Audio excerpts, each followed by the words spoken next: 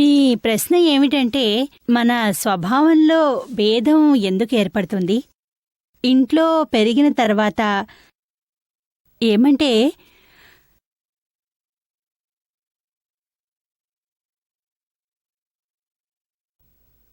మామిడి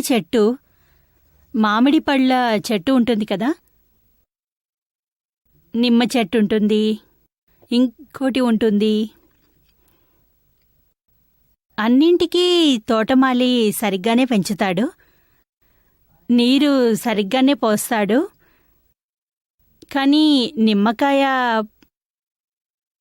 పుల్లగా ఉంటుంది, మామిడి తీయగా ఉంటుంది, ఇంకో దాని రుచి మరోటి, ఇక ప్రతిదానికి ఒక్కో రుచి. దీనికి కారణం ఏమిటి? అది భూమి, నీరు పోయడం అంతా ఒకటే. అయినప్పటికీ ఇంత పెద్ద తేడా ఎందుకు? తేడా కారణం ప్రతిదాని విత్తనం వేరువేరు. విత్తనం వేరువేరు కావడం వల్ల మొత్తం అన్నీ వేరైపోతాయి. మీరు ఏ ఇంట్లో పుడతారో, మీరు పుట్టగానే మీ లోపల ఉన్న సంస్కారం అనే విత్తనం, కర్మ విత్తనం అన్నీ వేరువేరు.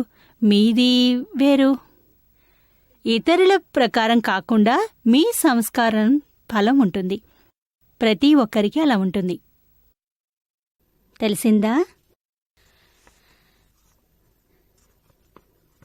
మా తోటికోడలు నన్ను చూసి ఇష్టపడుతుంది. అందులో మీకేం మంట పుడుతుంది?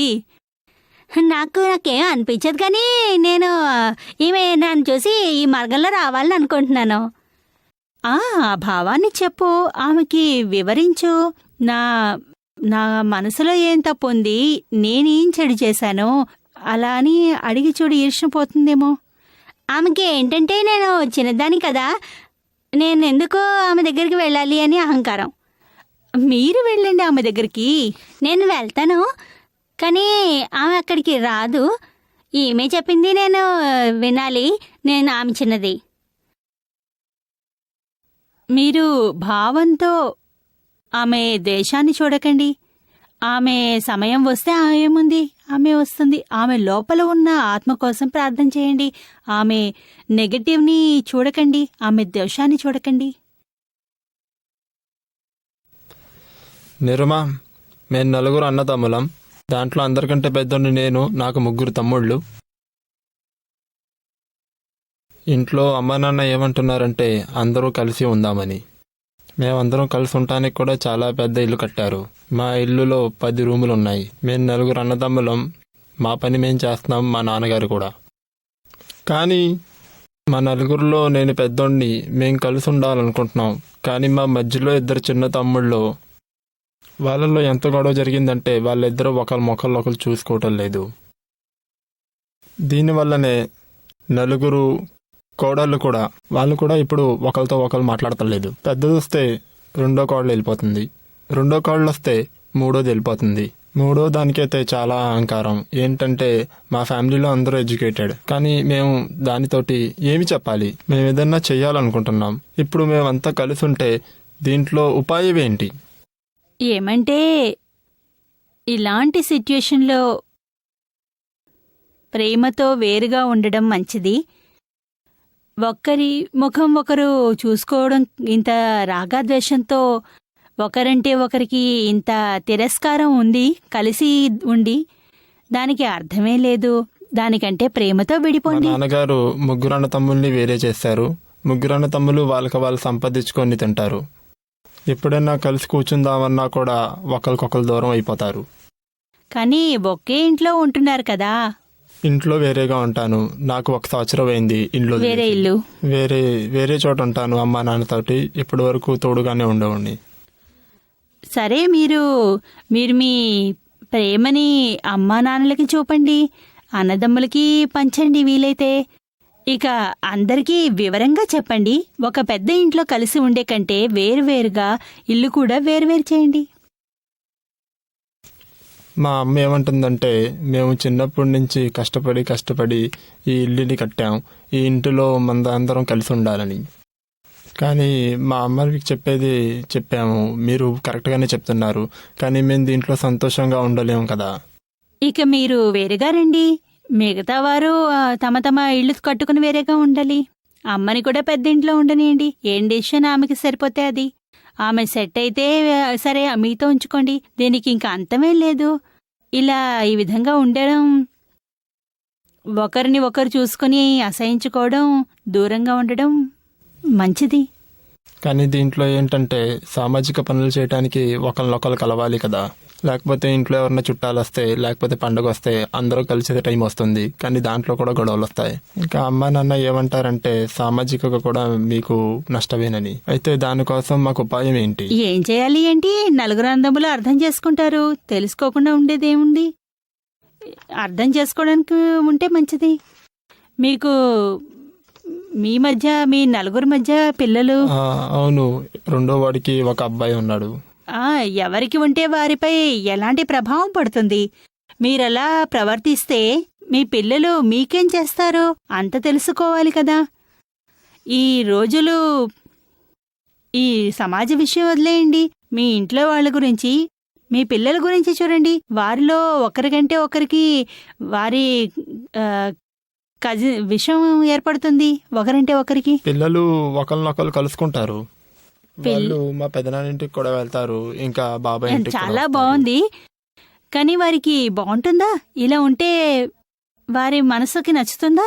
వారి మనసులో ఎంత బాధ ఉంటుంది, మన అమ్మ నాన్న ఇలా ఎందుకుంటారు అని. పిల్లల్ని కూడా చూడాలి కదా, మన సంస్కారం చూడాలి. ఈ అహంకారం వల్లనే. మీరు ఓ పని చేయండి, వీలైతే ఒక్కొక్కరిని ఇంటికి ఇక్కడికి తీసుకురండి, సత్సంగ్కి తీసుకురండి, మాట్లాడదాం, జ్ఞానం తీసుకుందాం. తల్లిదండ్రులు కూడా తీసుకురండి. వీలైతే ఇంత చెయ్యి, ఇంకేం చేయగలం మీరు? సరే. విపుల్ పంచాల్ తాతగారి జ్ఞానం పొందే ముందు, పొందిన తర్వాత సంసార వ్యవహారాలు ఎలా అభేద రూపంలో చూశారో కాస్త వివరంగా చెప్పండి. ఎలా అంటే వారికి ఆ కాలంలో చిన్న వయసులోనే పెళ్లి చేసేసేవారు. ఇలా ఆయన వయసు 15-16 ఏళ్లుండేవి. అప్పుడే ఆయనకి పెళ్ళైపోయింది. ఆయన భార్యకి 12 ఏళ్లుండేవి. ఆ రోజుల్లో అలాగే చేసేవారు. మొదట్లో అమాయకత్వం వల్ల ఇద్దరి మధ్య కాస్త గొడవలు అవుతూ ఉండేవి. కానీ 22 ఏళ్ల వయసులో ఆయనకు శ్రీమద్ బాలచంద్ర గారి పుస్తకం దొరికింది. ఆయన ఆత్మజ్ఞాని. ఇక ఆత్మజ్ఞానం, ఈ ఆత్మ గురించే పుస్తకంలో రాసి ఉంది. దాన్ని చదువుతూనే ఆయనలో పరివర్తన చక్కగా వచ్చింది. ఇక ఆయన మొత్తం ధ్యాస ఆత్మవైపే వెళ్ళింది. ఇక సంసారంలో ఉన్నా కూడా విరక్తిగా ఉండేవారు. నెమ్మదిగా ఆయన భార్యతో ఉన్న మొత్తం బంధాల్ని వదిలేయడం మొదలుపెట్టారు. ఇక ఇవన్నీ ఆగిపోయాయి. మతభేదాలు కూడా ఏమీ ఉండేవి కాదు. ఇక 30 ఏళ్ల వయసులో బ్రహ్మచర్యంలోకి ఇక వచ్చేశారు.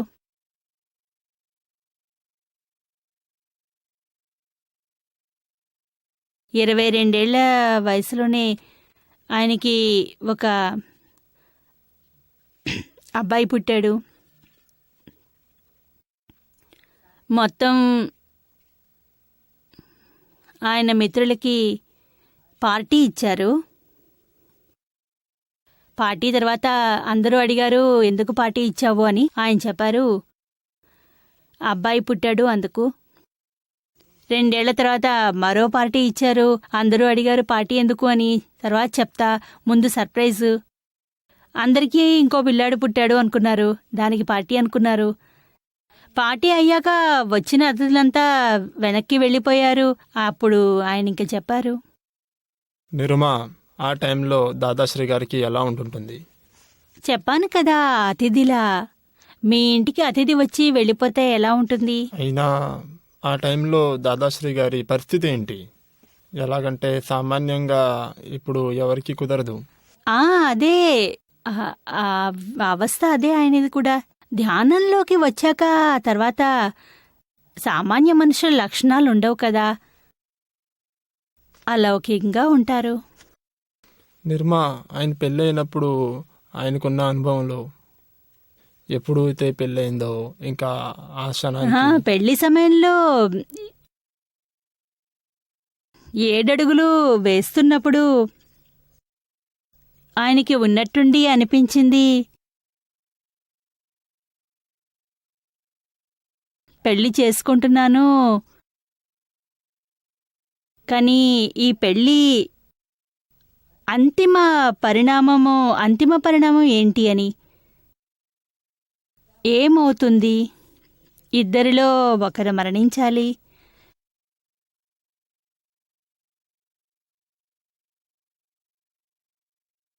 మరి ఆ సమయంలో కూడా ఆయనకి ఇలాంటి ఉత్కృష్ట ఆలోచనలు వచ్చాయి, పరిణామాలు కనిపించేవి. పారిణామిక దృష్టి అతనిది చాలా చాలా ఉన్నతంగా ఉండేది. ఏ విషయంలో పరిణామం అయినా ముందుగా చూసేవారు. ఆయన దృష్టి అంతా చాలా డెవలప్.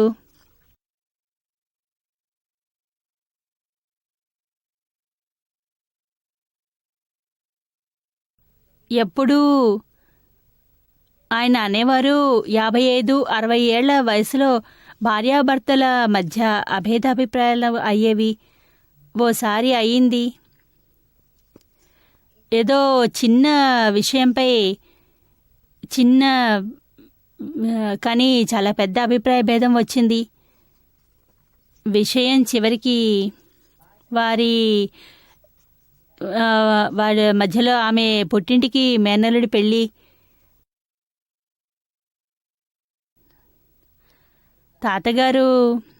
తాతగారిని అడిగింది, నా పుట్టింట్లో మా మేనల్లుడి పెళ్ళి, నేను ప్రజెంట్ ఏమివ్వను అని, పెళ్ళికి ఏమి ఇస్తే బాగుంటుంది అని అమ్మాయికి.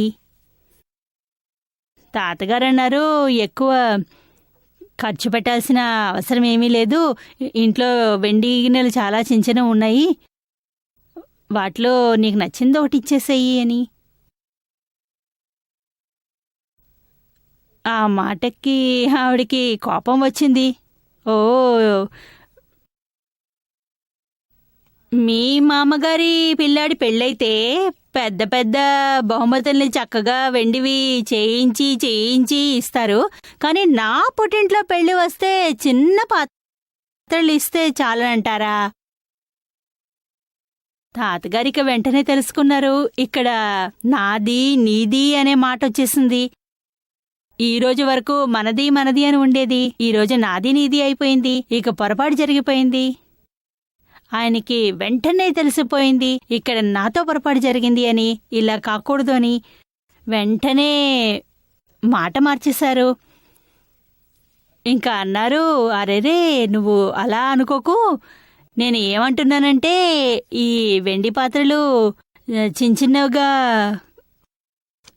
ఉన్నాయి, వీటిని ఇవ్వు, ఇంకా 500 రూపాయల క్యాష్ కూడా ఇవ్వు. ఆ కాలంలో 500 అంటే 50,000కు సమానం.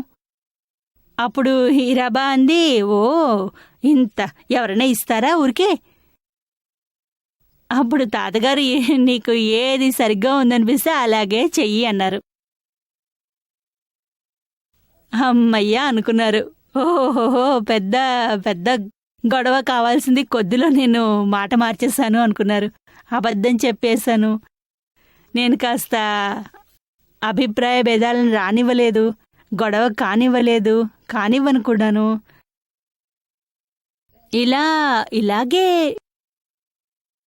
ఏదైనా చేయడం రావాలి, ఏదైనా టెక్నిక్ రావాలి, లేదా నువ్వు ఎవరు నన్ను అడగడానికి, నా డబ్బు నేను సంపాదిస్తున్నాను, నేను ఇస్తాను, మా మామకు నాకు నచ్చింది ఇస్తాను, నీకేంటి నేనేంటి ఇస్తే, నువ్వు సంపాదిస్తున్నావా? ఆమె అంటుంది, అయితే ఏంటి, నువ్వు సంపాదించే దాంట్లో నాకు భాగం ఉంది, 50% ఉంది, 50-50, ఇంకా 50-50 అన్న మాట వచ్చేసింది. ఇక్కడ ఎంత బాగా సర్దుబాటు జరిగిందో చూడండి. ఇలా మాట్లాడడం నేర్చుకోవాలి. ఇలా మాట్లాడడం నేర్చుకోవాలి. విపుల్ పంచాల్. కరెక్ట్గా చెప్పారు నిర్మా. మా మధ్యన ఎలాంటి భేదాలున్నా ఇప్పుడు మాకు తెలిసిన ఏంటంటే దీంట్లో ఏదన్నా భేదాలున్నాయా, ఇంకా మేము ఏమి చెప్పకపోతేనే మంచిది. మాట్లాడి చూడు, తెలుస్తుంది మంచేనా చెడేనా. అదైతే ఇప్పటి వరకు తెలిసిపోయింది, కానీ నేను ఇక్కడ దానికోసమే వచ్చాను, సలహా తీసుకుంటానికి. అభేదం ఎలా ఉండాలి, ఎలా ఎలా అంటే భర్త తన భార్యతో ఏ విధంగా ఉండాలి, వ్యవహరించాలి. ఇక ఒక కంటి వద్ద ప్రేమని ఉంచుకుని ఇంకో కన్నులో కోపాన్ని ఉంచుకోవాలి స్ట్రాంగ్గా. ఇక ఈ ప్రేమ ఎప్పటికీ ప్రేమగానే ఉంచుకోవాలి. ఎప్పుడో అప్పుడు జీవితంలో ఎలాంటి ప్రసంగం వస్తుందంటే జీవితంలో 2-3 సార్లు స్ట్రిక్ట్గా ఉండాల్సి ఉంటుంది. ఇక మిగిలిందంతా ప్రేమతోనే ఉండాలి. చిన్న చిన్న విషయాలతో ఎందుకు స్ట్రిక్ట్గా వారితో ఉండడము, ఏదో ఒకటి అనేస్తూ ఉంటాము, కోప్పడుతూ ఉంటాము. ఎంతో పెద్ద విషయం అయితే ఇంట్లో ఏదన్నా పాడు చేస్తే లేదా డబ్బుని బాగా ఖర్చు పెట్టేస్తే లేదా దొంగతనం ఏదైనా చేస్తే, ఇలా ఏదైనా చేస్తే అప్పుడు వాళ్ళని స్ట్రిక్ట్ చేసి వాళ్ళని కంట్రోల్ చేసి ఉంచాలి. మిగతావన్నీ ప్రేమతోనే ఉంటే చాలు. దీని డిపార్ట్మెంట్లో అతను తలపెట్టరాదు, నా డిపార్ట్మెంట్లో నువ్వు తలదూచొద్దు. ఇద్దరూ మీ డిపార్ట్మెంట్ హెడ్లు అయి చక్కగా నిలబెట్టుకోండి. ఇల్లు నడుస్తుంది చక్కగాను. లేదా వారి డిపార్ట్మెంట్లో మీరు ప్రతిసారి తలదూరిస్తే ఇక ఆమె వస్తుంది మీ డిపార్ట్మెంట్లోకి. తలేమిటి మొత్తం వచ్చేస్తుంది. తెలిసిందా? అర్థమైంది నిర్మా. నీరుమా ఎక్కడున్నారు? నీరుమా, నేను ఫైల్ నెంబర్ 2 భార్యని మాట్లాడుతున్నా. భార్య ఏంటంటే భోజనం అంటే ఏదో ఒకటి అంటూ ఉంటారు. ఓ, ఏం సరిగ్గా వండదా? లేదు, బాగానే వండుతాను, కానీ ఆయనకోసారి నచ్చదు, అలా ఉంటుందన్నమాట. ఎప్పుడు నచ్చదా? అలా కాదు, నచ్చుతుంది. ఇంకేంటంటే ఇదెందుకు చేసావు అని అంటారు. అడిగితే ఏదైనా నచ్చితే ఏది నచ్చితే అదే వండంటారు. వండితే ఇదెందుకు వండావు అంటారు. తాతగారిని అనుసరిస్తూ ఉంటారు. తెలీదు, అది తెలీదు. లేదు నిర్మా, అలాంటిదేమీ లేదు. ఎప్పటి నుంచైతే జ్ఞానం తీసుకున్నానో అప్పటి నుంచైతే అలా లేదు. ఏదైతే వచ్చిందో అదే వ్యవస్థ అనుకుంటాము ఇక. కానీ ఎప్పుడెప్పుడు ఇలా అవుతుంది, ఇలా ఎందుకు చేశారని. ఇదివరకు అయ్యేది, కానీ ఇప్పుడు దాదాశ్రీ గారు యాక్టింగ్ తీసుకున్న తర్వాత చాలా మట్టుకి అన్నీ తగ్గిపోయినాయి. కేవలం 5% మిగిలినాయి. నిజం చెప్తున్నారా? తగ్గిందా? లేదు, ముఖం మాడిపోతుంది. తింటారు, తక్కువ తింటారు. తక్కువ తినడం ఎక్కువ తినడం అనేది కాదు, ముఖం మాడిపోతుంది. ముఖాన్ని మార్చుకుంటున్నారు. అప్పుడప్పుడు అవుతుంది. నువ్వు కూడా అలాగే వండుతావేమో అతని ముఖం మాడిపోయేలా. అది మీకు వండి పెడతానో అప్పుడు తెలుస్తుంది. నాకు మంచి మంచివే వండి పెడతావు. ఆయన అడుగుతాను కదా ఇది వండనా అని. ఏది వండినా మంచిదే వండితే సంతోషిస్తాడు కదా. ముఖం మారుతుందా? ఇక ముడుచుకోకు, ఏది వండినా ప్రేమగా తిను. ఇక ఏ రోజు ముఖం మార్చుకొని తింటారో ఆ రోజున చాలా చాలా బాగా వండావు, మంచి రుచిగా ఉంది అని ఆమె సంతోషిస్తుంది. నీరుమ్మ అప్పుడప్పుడు ఏంటవుతుందంటే మనసు బాగుండదు. అప్పుడు ఉప్పు మర్చిపోతూ ఉంటాను. తినడానికి కూర్చుంటే కూరలో కాస్త ఉప్పు తగ్గిపోతుంది. నీ బుర్ర ఎక్కడుంది? అలా అవుతుంది. నేను మర్చిపోతూ ఉంటాను, కానీ ఎక్కువ అది అవుతూ ఉంటుంది, మర్చిపోతాను. పైన వేసుకొని తినొచ్చును కదా అని అంటుంటాను. చూడు, తప్పు ప్రొడక్షన్ చేసుకుంటున్నావు. నువ్వు ఇలా ఉండకూడదు కదా. కోపంతో అనాలి.